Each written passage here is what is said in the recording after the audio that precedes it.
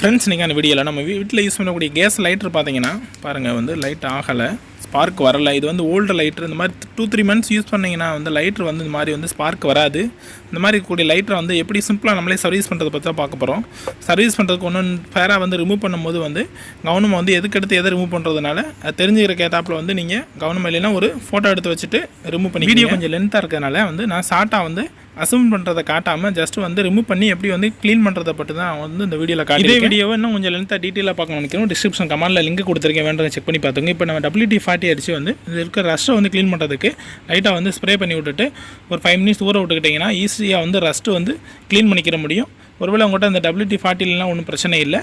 இந்த நம்ம எமரி ஷீட்டை வச்சு கொஞ்சம் அழுத்தமாக க்ளீன் பண்ணிங்கன்னா அதில் இருக்க அந்த துரு மாதிரி இருக்கும்.